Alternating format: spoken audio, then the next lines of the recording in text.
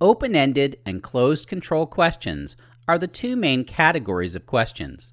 We can use open-ended and closed control questions in a more precise manner, therefore we have some additional question types to review as well. In this section, we will review paraphrasing, clarifying, and piggyback questions. What is the definition of a paraphrasing question? Under what circumstances do we use paraphrasing questions? A paraphrasing question is a question which is based on a previous statement. When paraphrasing, we restate the statement in a manner which seeks confirmation of our understanding. We use paraphrasing questions to confirm our understanding of what we've been told, to slow down the conversation and buy some time to think, to show empathy or place emphasis on something stated because you sense that it is important to the prospect. Example paraphrasing question. Prospect states, "We really like the fact that our current supplier is located close to our facility." Example reply. "So what you're saying is that the convenience of having a supplier in such close proximity to your location is beneficial?" Often a question such as this will be followed by another question like, "If there were good grounds for working with our organization, would you also consider us as a supplier?" Here are some examples of how to start a paraphrasing question.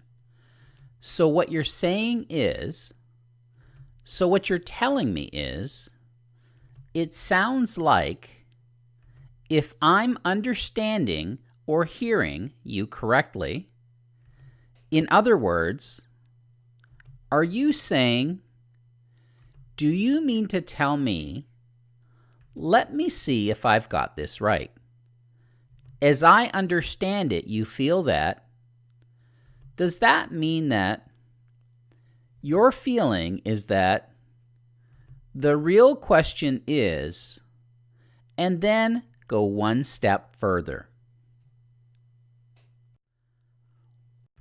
What is the definition of a clarifying question? When or under what circumstances do we use them? The definition of a clarifying question is a question which is based on a previous statement. When clarifying, we ask a question which seeks clarification of our understanding. We use clarifying questions to clarify detail or the meaning of a statement that the prospect has just made. When we are uncertain or know that it is critical that we be certain because there is no margin for error. When you feel the communication or instructions leave too much room for interpretation. Example clarifying question. Prospect states, "We really like the fact that our current supplier is located so close to our facility." Example reply. "So you are open-minded to considering alternate suppliers if there's a compelling reason to do so?" This is an example of a twisted interpretation of a statement that could be challenging. What is the definition of a piggyback question? What are some examples of piggyback questions? The definition of a piggyback question is a question that you would ask when you feel further details or explanation is required, or when you sense that there is more to the situation than was originally offered. It requires intellect and awareness to realize when additional information is available and there for the asking. Only those with discipline and confidence will take the extra step to dig a little deeper and ask the extra questions. Usually, this is when you acquire the most critical and valuable information. Examples of piggyback questions. Tell me more. Please explain. I sense that there is more to it than that. Can you elaborate? Are there additional details that you would like to share? Why do you say that? You can also ask an expanding question in the form of a word by using your body language to emphasize your request. And to mean, and then what happens? So, which can mean so what, or so how does this apply? Then, to say, then what happens? Ask questions, then listen to responses. Search for hidden meaning.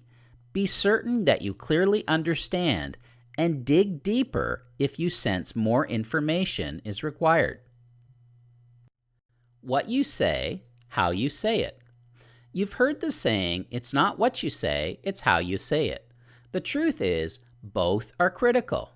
The situation and the players involved will certainly dictate what you can and what you cannot get away with. Keep these communication tips in mind. Adopt and apply a balance of direct and indirect communication skills. For example, ask a lot of questions and use clear, definitive statements. Offer suggestions for consideration, and when called for, make your points with conviction. Another worthwhile example that I encourage you to look up is the linguistic term mitigated speech. Buffer your questions. For example, I'm not sure if what I am about to ask is sensitive or proprietary. If you are comfortable responding, great. If not, I completely understand. Then ask your question. Asking the question point blank may get you the answer you are looking for.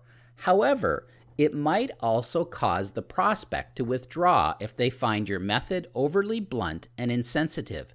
Buffering questions in this manner projects tactfulness. Adding or altering 2 or 3 words in a question can soften the way it is perceived, which can completely change the way it is responded to. For instance, what is the problem with the current system? Versus, from your perspective, what would you say are the shortcomings of the current system? Or, how much are you spending now? Versus, if you don't mind my asking, what are your approximate expenses now? How you say it. For example, word selection, tone of voice, and placement of verbal emphasis.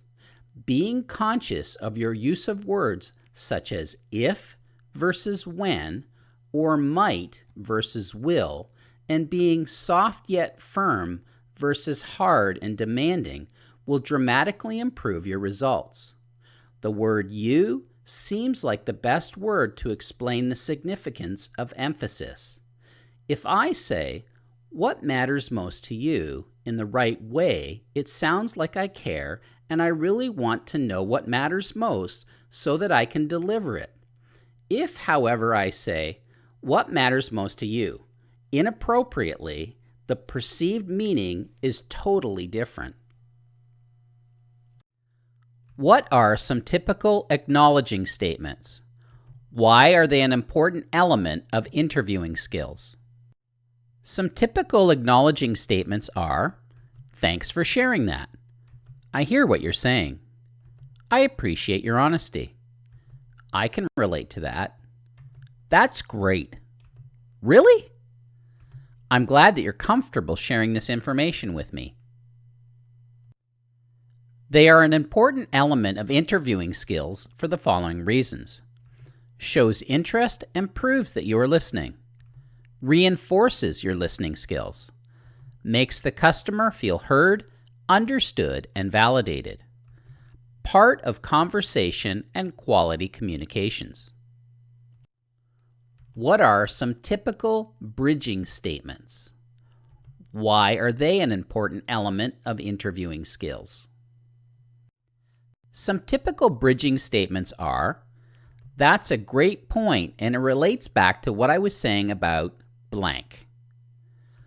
What you just said about blank makes so much sense, and it is exactly why our company blank.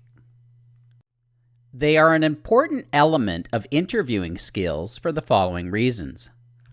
Conversation flow, making sense for the prospect, relating your points and ideas to the prospect's concerns, helps to connect thoughts and ideas in the conversation. I usually remind people that you cannot learn a thing while your lips are moving. Larry King said it a little more eloquently when he was credited with this quote, "I remind myself every morning, nothing I say this day will teach me anything. So if I'm going to learn, I must do it by listening."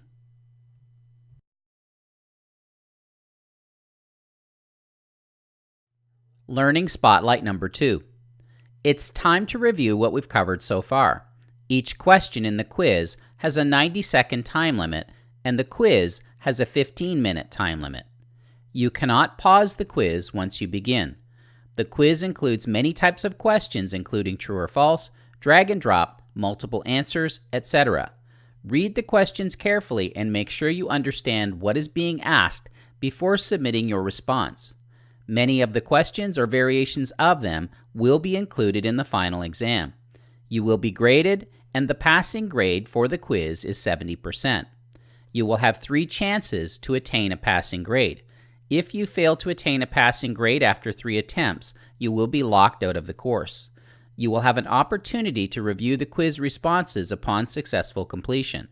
If you wish to review the previous slides and sections, do so before advancing.